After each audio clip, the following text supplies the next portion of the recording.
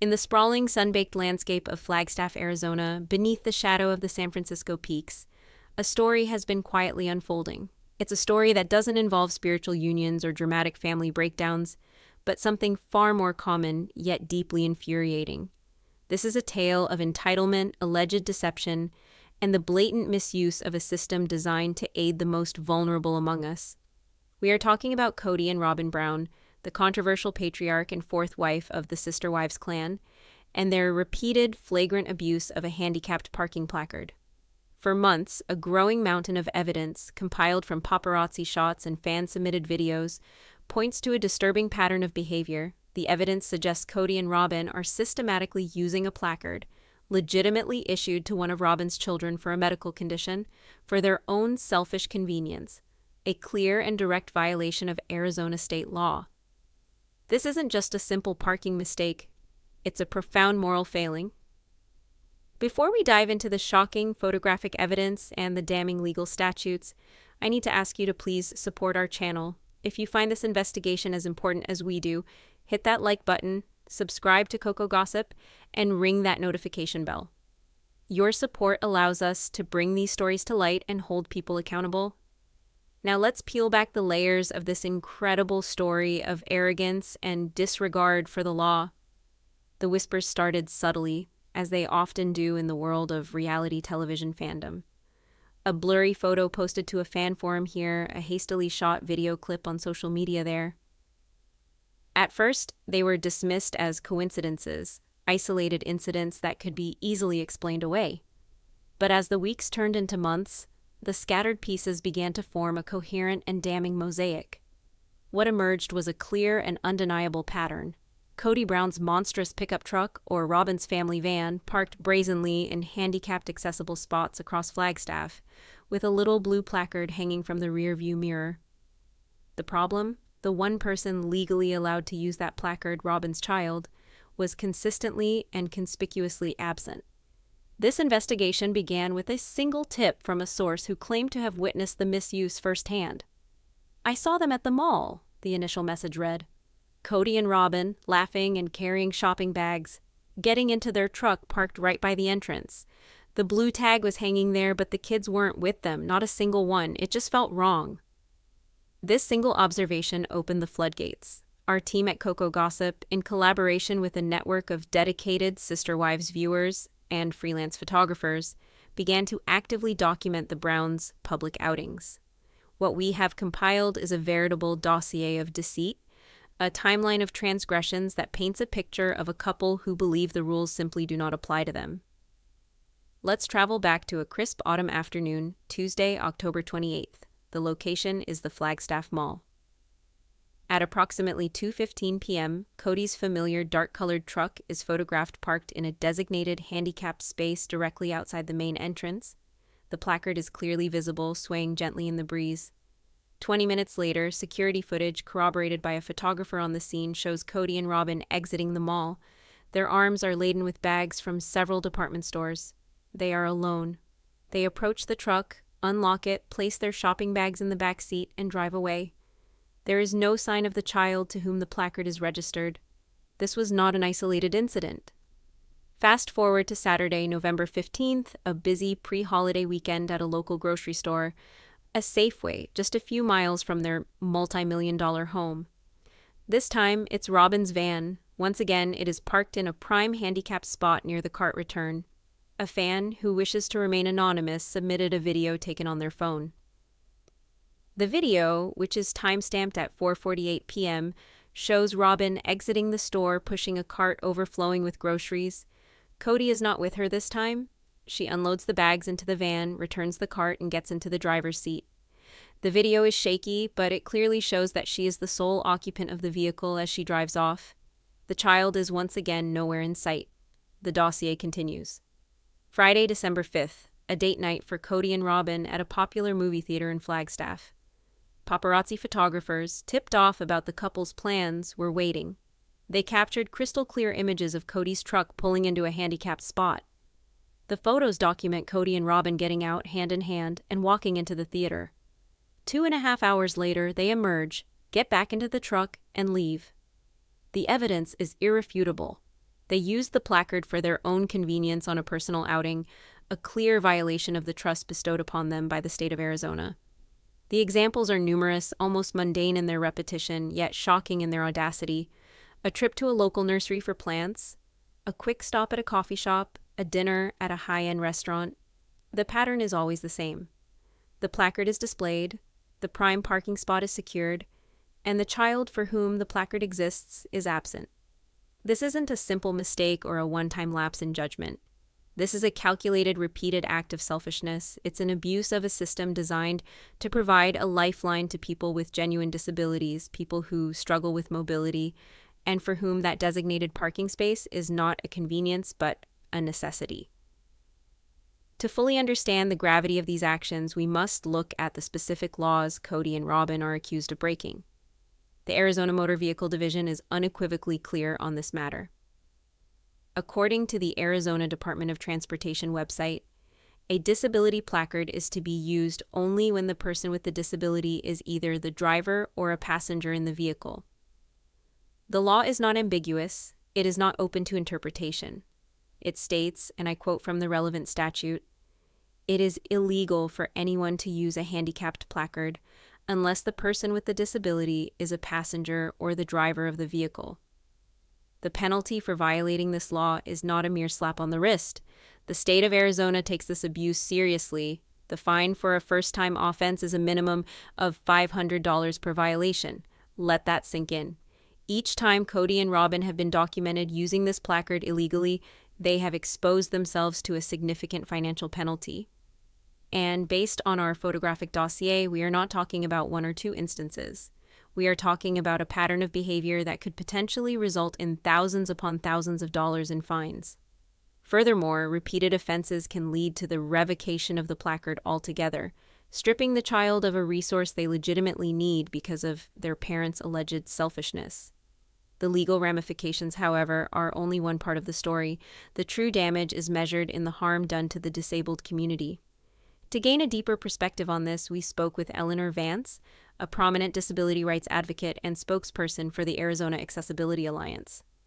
When we presented her with our findings, her reaction was one of weary frustration and anger born from fighting these battles time and time again.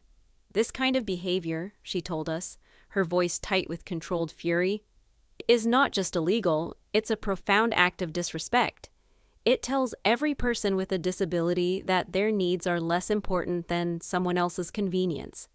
When an able-bodied person illegally takes a handicapped spot, they are not just taking a piece of pavement.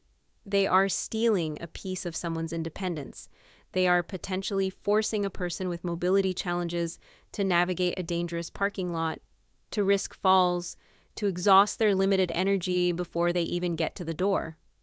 For many, it can mean the difference between being able to go out and participate in society and being forced to stay home. Ms. Vance went on to explain the ripple effect of this kind of abuse.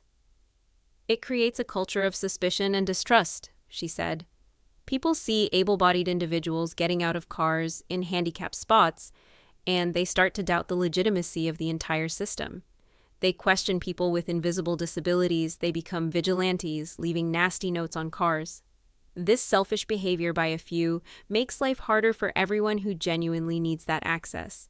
It erodes the very fabric of empathy and community support that these laws were designed to foster.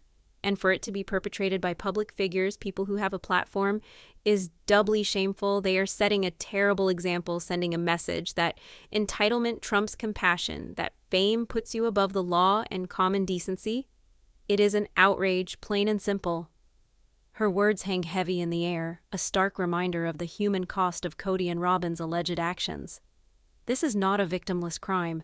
The victims are the elderly people who have to turn around and go home because they can't find a safe place to park. The veteran with a prosthetic limb who is forced to walk an extra 100 yards in pain. The parents are struggling to get their child in a wheelchair out of their van without the safety of the access aisle. These are the real people affected by the kind of entitlement our evidence suggests Kody and Robyn display on a regular basis. So the question becomes, why? Why would a wealthy couple, stars of a long-running reality show, risk public condemnation and legal trouble for the sake of a slightly better parking spot?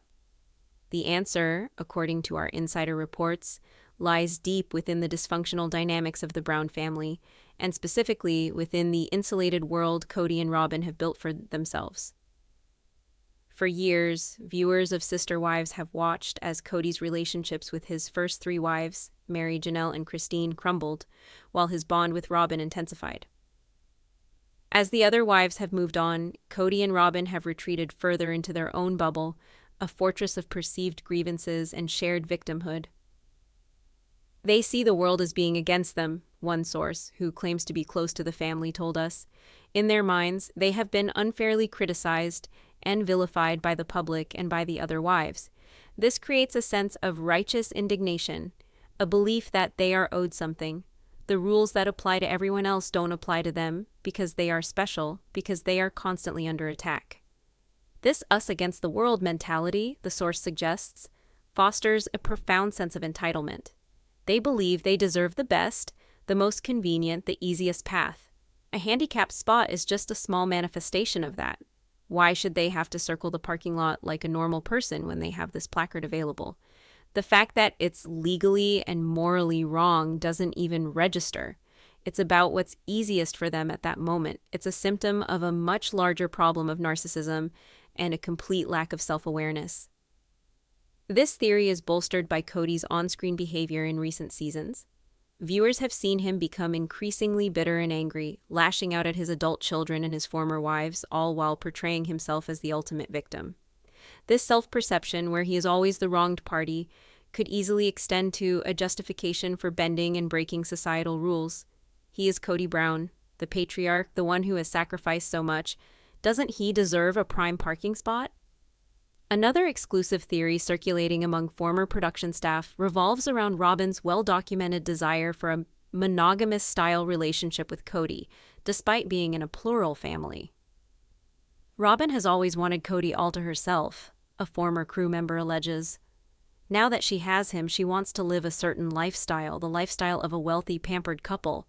Constantly using the placard as part of that performance, it's a small, visible perk, a way of asserting a special status. It's like having a VIP pass to life. It separates them from the masses, from the very audience that made them famous. This perspective suggests the placard is not just a tool for convenience, but a symbol of their elevated status in their own minds. It's a way of moving through the world with fewer obstacles, a physical manifestation of their belief that they are different, that they are better. It's a small power play repeated daily that reinforces their insulated and self-important worldview. The financial pressures the couple is reportedly under could also be a contributing factor. Despite their television fame, sources have long whispered about their precarious financial situation. They are known for their lavish spending and questionable investments, all while supporting a large family. A Redditor even noted that as of late 2023, both Kody and Robyn had vehicle registration holds in Flagstaff, which typically happens when fines are owed to the DMV or the court. Could this financial strain create a mindset where they feel justified in taking any advantage they can get, no matter how small or unethical? When you feel like you're constantly struggling, even if that struggle is self-inflicted, you start to look for shortcuts, suggests a financial psychologist we consulted. You develop a scarcity mindset and a sort of take what you can get attitude. It's possible they see this as a tiny, insignificant perk in a world that they feel has taken so much from them. It's a flawed and self-serving logic, but it's a common psychological response to perceived financial and social pressure. Regardless of the motivation, be it a deep-seated sense of entitlement, a performance of status, or a reaction to financial strain, the evidence paints a damning picture. The photographic dossier is clear, the Arizona law is explicit, and the moral implications are profound. Kody and Robyn Brown stand accused, by a mountain of visual evidence, of repeatedly and systematically abusing a system meant to help the disabled. They have, it appears, turned a symbol of accessibility into a perk of their minor celebrity. This is not a complex financial crime or a hidden family secret. It is a simple, visual, and undeniable act of selfishness, a moral failing that everyone can immediately understand and condemn. It reveals a profound lack of character, a disrespect for the law, and a shocking lack of empathy for the very people that society has a duty to protect. The blue placard is meant to be a shield, a tool that allows people with disabilities to navigate the world with a little more ease and dignity. In the hands of Kody and Robyn Brown, it has become a sword of entitlement, a weapon used to carve out a path of convenience at the expense of others. The sheer volume of the evidence is what elevates this from a simple transgression to a shocking exposé of character. Let's dissect another incident in painstaking detail. Consider Thursday, January 16th, a little after noon. The location is a popular Flagstaff lunch spot, a cafe known for its healthy options and bustling atmosphere. Parking is notoriously difficult. A freelance photographer, acting on a tip, was positioned across the street. They captured images of Robyn's van pulling directly into the single handicapped spot in front of the establishment. The placard was clearly displayed. The photographer's notes from the scene are meticulous. 12:08 p.m. Robyn's van arrives. 12:09 p.m. Robyn and Kody exit the vehicle. Robyn is wearing a long, dark coat. Kody is in a leather jacket. They are laughing. They enter the cafe. 1:22 p.m. Kody and Robyn exit the cafe, holding takeaway cups. They return to the van, get in, and drive away. At no point during this 1 hour and 14-minute period was the child to whom the placard is registered present at the scene. They used the spot for a leisurely lunch date. This incident is particularly galling because it represents a choice. On a street with limited parking, they chose to take the one spot reserved for someone who might not have any other option. Someone who, upon seeing that spot occupied, might have to abandon their plan for lunch altogether. This is the reality that Ms. Vance, the disability advocate, spoke of so passionately. It's the casual, thoughtless nature of the act that is so infuriating. It's the assumption that their desire for a convenient lunch outweighs another person's fundamental need for access. And this is just one more example among dozens that have been collected. There are photos of their vehicles at home improvement stores, at banks, at the post office. The settings change, but the narrative remains the same. The placard is used, a prime spot is taken, and the child is absent. The anemic defense that could be mounted is almost laughable. Could the child have been waiting in a nearby store? Was the child dropped off at the entrance before the car was parked? The evidence refutes these possibilities time and time again. The videos show Kody and Robyn arriving alone and leaving alone. The sheer number of instances makes the idea of a recurring off-camera drop-off a statistical impossibility and an insult to common sense. There is no gray area here. Arizona law is crystal clear. The person with the disability must be transported in the vehicle when the parking space is used. The law does not make exceptions for quick errands, lunch dates, or shopping sprees. The law does not grant special privileges to reality television stars.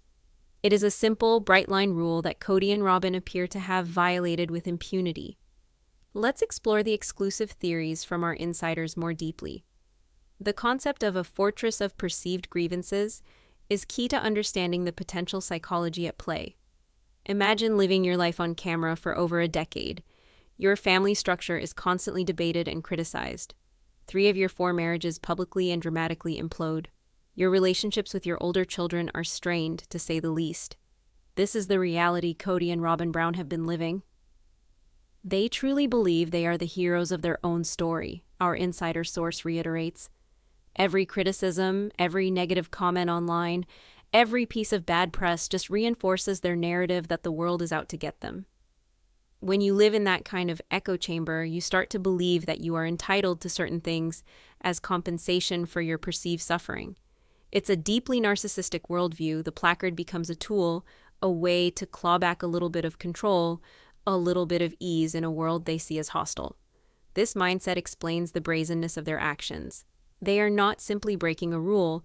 In their minds, they are taking what is rightfully theirs, a small reward for the burden of their public lives. It's a justification that allows them to act without guilt, to park in that spot without a second thought for the person they might be inconveniencing. The theory about Robyn's desire for a specific lifestyle also holds significant weight when you analyze her journey on the show. She entered the family as the 4th wife, younger and more favored by Kody, which immediately created tension. Her desire for a large, expensive home, her focus on her own biological children, and her emotional sway over Kody have been central themes of the show for years. Now, with the other wives gone, she has effectively achieved the monogamous marriage she always seemed to want. The placard is a status symbol in this new life, the former crew member explains. Think about it. They live in a massive house. They drive expensive vehicles. They have distanced themselves from the messy, complicated parts of their plural family past. They are trying to project an image of a successful, powerful couple. And what is more symbolic of getting special treatment than having your own private parking spot at every destination? It's a subtle but constant affirmation of their perceived importance. It's not about the few extra steps it saves them. It's about what it represents: exclusivity and privilege. This alleged behavior is a PR nightmare waiting to explode. A ticking time bomb of their own creation. It's a story that requires no complex explanation or deep understanding of their family history. It is a simple, visual, and universally understood offense. Everyone has felt the frustration of seeing a handicapped spot abused. Everyone understands that those spaces are sacrosanct, reserved for those who truly need them. The beauty of this story from a news perspective is its simplicity. The evidence is photographic, the law is black and white, the moral failing is obvious. For the ex-wives, Christine, Janelle, and Mary, this is an undeniable win. They have spent years being gaslit and blamed by Kody for the family's problems. They have watched as he has poured his time, energy, and resources into his life with Robyn. Now, the world can see a clear, undisputed example of the selfishness and lack of character they have been dealing with for years. It's a public reckoning that is long overdue. This isn't about finances or religion. It's about basic human decency, a test that Kody and Robyn Brown appear to have failed repeatedly and spectacularly. The public relations fallout from a scandal like this can be catastrophic, especially for reality television personalities whose entire careers are built on a carefully curated image and the goodwill of their audience. The Sister Wives brand, already fractured by the departure of 3 wives, has been teetering on the edge for some time. Kody and Robyn, as the last couple standing, represent the future of that brand. A scandal involving the abuse of a handicapped parking placard is not just a minor gaffe. It strikes at the very heart of their public persona. It is a story that is easily digestible, visually damning, and universally condemned. There is no complex backstory to explain, no nuanced family dynamic to untangle.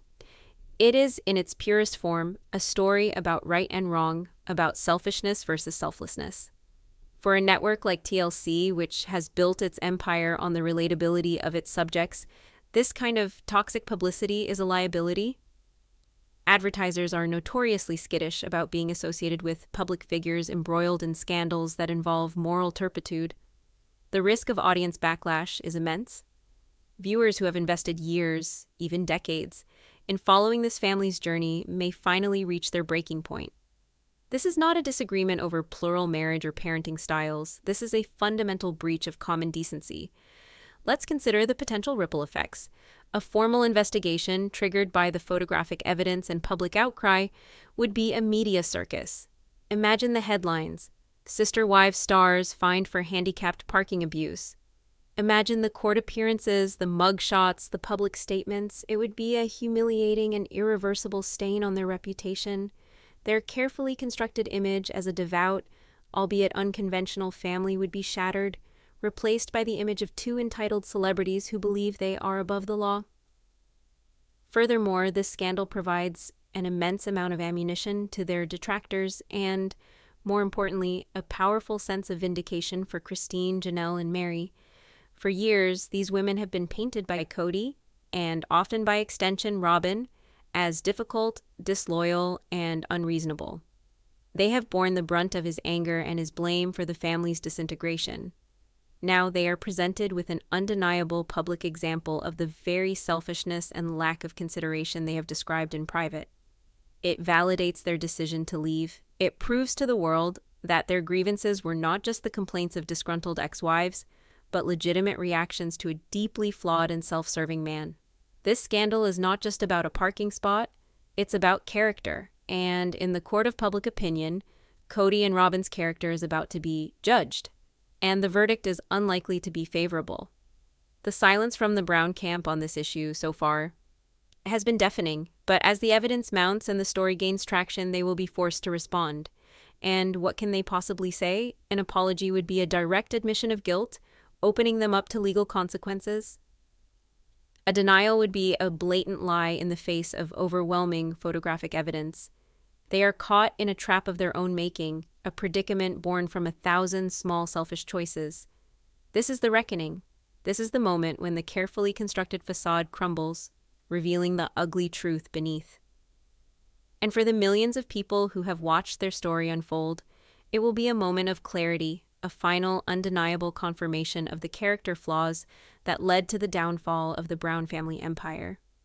The win for the ex-wives is not born of malice, but of truth. It is the quiet satisfaction of seeing the world finally recognize the reality they lived for so long. It is the validation of their pain, their struggles, and their ultimate decision to walk away. This scandal, in all its sordid simplicity, is the final chapter in the story of the sister wives, a chapter that Kody and Robyn Brown have written for themselves through their own arrogance and disregard for others. Let's dig deeper into the psychological rot that this behavior exposes. This isn't just about finding a good parking spot. It's a manifestation of a worldview. The consistent pattern nature of this abuse suggests a complete and utter lack of empathy. To repeatedly use a resource designated for the disabled, one must first completely disregard the existence and needs of disabled people. In that moment, when Kody or Robyn pulls into that spot, the person with cerebral palsy, the person with a spinal cord injury, the person recovering from a stroke, ceases to exist in their mind. They are replaced by a single, overwhelming thought: my convenience is more important. This is a hallmark of narcissistic personality disorder, a grandiose sense of self-importance, a lack of empathy for others, and a belief that they are special and deserve preferential treatment. We have seen Kody display these traits on television for years. His need to be the center of attention, his inability to accept criticism, his tendency to blame others for his own failings. The placard abuse is simply this personality disorder playing out in the real world, in a mundane, everyday setting. It's the narcissist's creed written in asphalt and blue paint. Moreover, let's consider the dynamic between the two of them. Who is the driving force behind this? A report from a former nanny for the family sheds some light on this. Robyn is the queen of learned helplessness, but she is also a master manipulator, the source alleges. She has cultivated this image of being overwhelmed and in need of Kody's constant protection and assistance. This feeds his ego, his desire to be the knight in shining armor. The placard becomes another tool in this dynamic. She can sigh and say, "Oh, Kody, I'm just so tired. Can we please just park here?" And he, in his role as the great protector, can swoop in and break the law for her, feeling powerful and needed. It's a sick, codependent dance. He gets to feel like a big man, and she gets what she wants. They enable each other's worst impulses. This theory is chilling because it suggests a level of conscious manipulation. It's not just thoughtless selfishness. It's a deliberate, cooperative effort.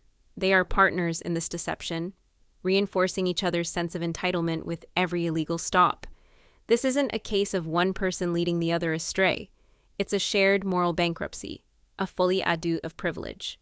This brings us to the most disturbing aspect of this entire affair, the exploitation of their own child. The handicapped placard was issued for a legitimate medical reason, to assist a child who needs it. Instead of using it as the tool of support it was intended to be, Kody and Robyn have allegedly weaponized it for their own comfort. They have taken their child's disability and turned it into a personal perk. This is a profound betrayal of parental responsibility. A parent's job is to protect their child, to advocate for them, to shield them from harm. In this case, they are using their child's vulnerability as a free pass. It raises serious ethical questions. What message does this send to the child? Does the child know this is happening? Are they being taught that their medical condition is a tool to be used for the family's convenience? The long-term psychological impact of this could be devastating. It teaches a child that their needs are secondary to their parents' wants and that the rules of society are meant to be bent and broken for personal gain. It is a lesson in cynicism and entitlement taught by the two people who are supposed to be their moral compass. And just when you think the audacity could not possibly reach a new height, we have a recent update, a new piece of evidence that is perhaps the most damning of all. Just last Saturday, at Flagstaff High School, There was a regional robotics competition. It was a major event with hundreds of students, parents, and teachers in attendance. Parking was, to put it mildly, a nightmare. Cars were parked for blocks in every direction. But one vehicle, Kody Brown's hulking pickup truck, was nestled right next to the gymnasium entrance. In the single handicapped spot, new high-resolution photos submitted to us by a parent who attended the event show the truck, the placard, and Kody and Robyn getting out. They were there to support one of their children who was participating, but the child to whom the placard was issued was not with them. Eyewitnesses confirmed they saw the couple walking around the event for over 2 hours, mingling and watching the competition while their truck occupied the only accessible spot for the entire school building. A parent who has a child with muscular dystrophy who also competed that day had to park 3 blocks away and navigate a crowded, uneven sidewalk in a wheelchair. This isn't a theory. This is a fresh, documented incident. It happened in a public space at a children's event directly impacting other families. It is a breathtaking display of arrogance, a middle finger to the entire community. It demonstrates that they have no shame, no fear of being caught, and no intention of changing their behavior. This latest incident transforms the narrative from one of past transgressions to an ongoing, active pattern of abuse. They are not just being accused of things they did months ago, they are being caught in the act, in real time. This makes it impossible for them to claim they have learned their lesson or that this was a series of isolated mistakes. The robotics competition photos are the smoking gun, proof that this is a deeply ingrained habit. This is who they are, this is how they operate. The legal jeopardy they are in is immense. With each documented violation, the potential fines accumulate. A prosecutor could easily build a case for habitual offense, which could lead to more severe penalties, including the permanent revocation of the placard. And let's be clear, the loss of the placard would not punish Kody and Robyn. It would punish the child. Their selfishness could directly harm their own child by stripping them of a necessary medical accommodation. It is a level of parental negligence that is difficult to comprehend. Let's game out the potential public relations strategies they might employ, all of which are deeply flawed. First, the attack the source strategy. They could claim they are being targeted by obsessed fans and a biased media, that the photos are taken out of context. This is a weak defense. The sheer volume of evidence from multiple sources, including geotagged photos and videos, makes the out-of-context argument laughable. The law is not about context. It's about whether the disabled person is in the vehicle. The photos clearly show they are not. Second, the plead ignorance strategy. They could claim they didn't fully understand the law. This is equally absurd. We are not talking about a complex piece of tax code. The rules for using a handicapped placard are printed on the application and are widely understood by the general public. For 2 adults who have held driver's licenses for decades to claim they didn't know the rules is an insult to everyone's intelligence. Third, the silent treatment. This is their current strategy, but it is unsustainable. As the story grows, the pressure from the network, from advertisers, and from the public will become unbearable. Silence will be interpreted as guilt. Fourth, and most likely, is the vague apology. They may eventually release a carefully worded statement expressing regret if anyone was offended and promising to be more mindful in the future. This is a classic non-apology designed to placate without admitting guilt. But the public is increasingly savvy to these kinds of empty gestures. Without a genuine admission of wrongdoing and a commitment to change, a vague apology will only add fuel to the fire. The ultimate irony in all of this lies in the foundation of their public identity.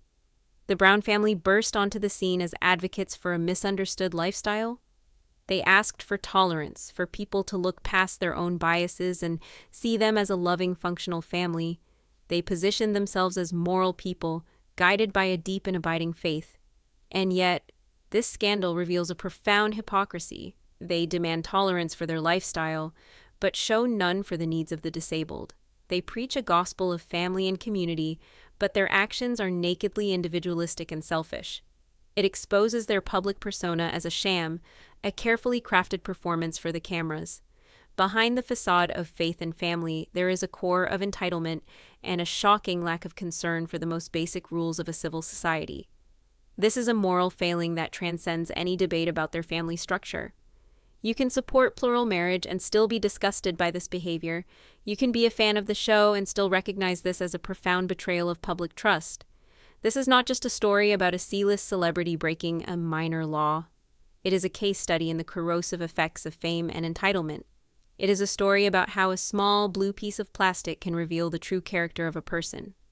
Kody and Robyn Brown have been given a platform, a voice, and a significant income by their audience. They have been welcomed into the homes of millions of people every week, and they have repaid that trust by allegedly cheating a system designed to help the most vulnerable. They have shown us who they really are when they think no one is watching, although in their case, people are always watching.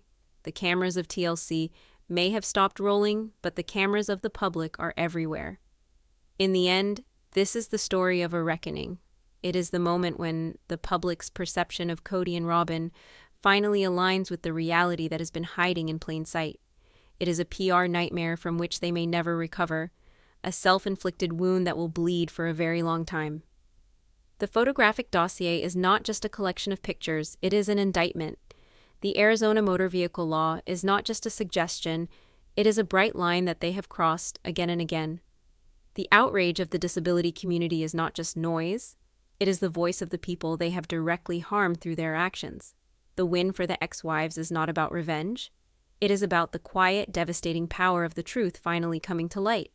This is a simple, visual, and undeniable example of Kody and Robyn's selfishness, a moral failing that everyone can immediately understand and condemn. And it is a story that we will continue to follow every step of the way. The king and queen of the cul-de-sac have been exposed, not by a family feud, but by a parking spot, a fittingly mundane symbol for a truly profound collapse of character.